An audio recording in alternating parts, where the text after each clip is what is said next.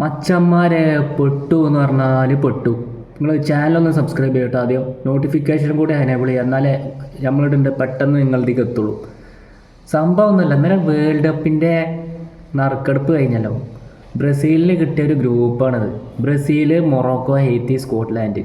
അപ്പോൾ നിങ്ങൾ ആലോചിക്കുന്നുണ്ടോ എന്ത് ഹെയ്ത്തി എത്ത് സ്കോട്ട്ലാൻഡ് സംഭവം? നിങ്ങൾ ആലോചിച്ചിട്ടുണ്ടോ? ഇത് ഭയങ്കര ഇടങ്ങേറ് തന്നെയാണ് ബ്രസീലിനെ സംബന്ധിച്ചത്. കാരണം ബ്രസീൽ ആദ്യമേ പറയണം, നമ്മളൊരു ബ്രസീൽ ആരാധകരാണ്, ബ്രസീൽ ഫാനാണ്. പക്ഷേ നിലവിൽ നടക്കേണ്ട കാര്യങ്ങൾ കുറിച്ച് പറഞ്ഞിട്ടില്ലെങ്കിൽ പിന്നെ എന്ത് കാര്യം?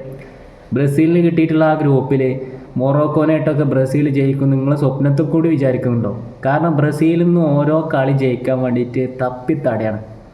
ഒരു കളി എങ്ങനെയെങ്കിലും ഒന്ന് കഴിഞ്ഞ് കിട്ടാൻ വേണ്ടിയിട്ട് തപ്പി തടേണ്ട ഒരു അവസ്ഥയിൽ കൂടെ ബ്രസീൽ ആഞ്ചലോറ്റി വന്നിട്ടും കൂടെ ഒരു കളി ഇപ്പോൾ ലാസ്റ്റ് നടന്നിട്ടുള്ള കളീൻ്റെ മുമ്പത്തെ ഒരു കളി ജയിച്ചു എന്നല്ലാതെ അതിൻ്റെ ശേഷം വീണ്ടും പഴയ ആ ഒരു ആവറേജ് ഫോമിൽ തന്നെയാണ് കളിക്കുന്നത്.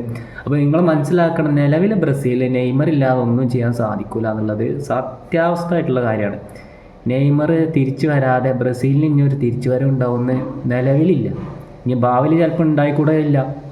പക്ഷേ നിലവിൽ ബ്രസീലിന് കിട്ടിയിട്ടുള്ള ആ ഗ്രൂപ്പ് ഒരു മരണ ഗ്രൂപ്പ് തന്നെയാണ് കേട്ടോ. അതിൽ നിന്നൊക്കെ കയറണമെങ്കിൽ പെട്ടെന്ന് കയറാൻ പറ്റും തോന്നും. കാരണം മൊറോക്കോനായിട്ടൊന്നും അങ്ങനെ ഈ ഒരു കളി വെച്ചിട്ടൊന്നും ജയിക്കാൻ കഴിയില്ല. പിന്നെ സ്കോട്ട്ലാൻഡൊക്കെ ചെറിയ ടീമാർ നിങ്ങൾ എഴുതി തള്ളി കഴിഞ്ഞാൽ ആ ഒരു തള്ളൽ തന്നെ ഉണ്ടാവുള്ളൂ. കാരണം അമ്മമാർ നല്ല കളി കളിക്കുന്ന ടീമാണ്. പിന്നെ ആകെ ഒരു സ്കോപ്പുള്ള ഹെയ്ത്തിനായിട്ടാണ്. അപ്പോൾ ഒരു ഗ്രൂപ്പിൽ നിന്ന് 2 ടീമല്ലേ ക്വാളിഫൈ ആവുള്ളൂ.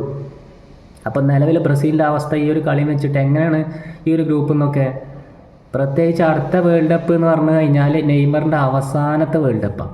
നെയ്മറിന് എങ്ങനെയെങ്കിലും ഒരു കിരീടം നേടിക്കൊടുത്തിട്ട് നെയ്മർ വിരമിക്കുക എന്ന് പറഞ്ഞാൽ അതിൻ്റെ ഒരു സുഖം മെസ്സിക്ക് ഓൾറെഡി 2 കിട്ടി. മെസ്സിക്ക് കിട്ടണം എന്നുള്ള ആഗ്രഹം പണ്ട് ഒരുപാട് ആൾക്കാർ, ഇനിയിപ്പോൾ അതിൻ്റെ ആവശ്യമില്ലല്ലോ. അർജൻറ്റീനയ്ക്ക് ഇനി ആവശ്യമില്ല വേൾഡ് കപ്പ്, അത് വേറെ കാര്യം.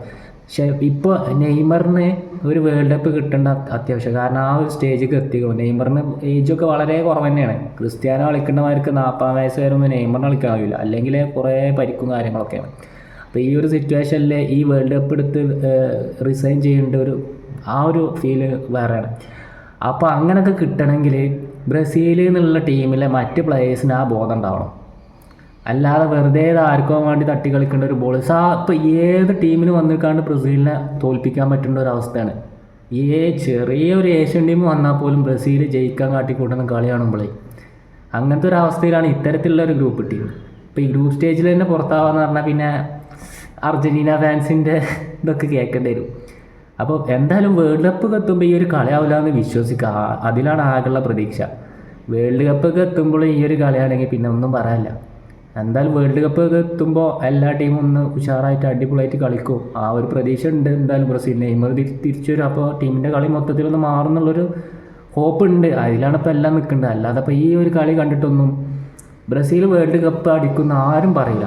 ആ ഒരു പ്രതീക്ഷ ആർക്കും ഉണ്ടാവും എനിക്ക് തോന്നുന്നില്ല. കാരണം ബാക്കിയുള്ള ടീമുകളെ കളി കാണുമ്പോഴേ ഈ ഒരു കളി വെച്ചിട്ട് എങ്ങനെ വേൾഡ് കപ്പ് എന്തായാലും ശരിയാവുമെന്ന് പ്രതീക്ഷിക്കാം. ഇപ്പം നിലവിൽ ഇങ്ങനെ ഒരു ഗ്രൂപ്പാണ് കിട്ടിയിട്ടുള്ളത്.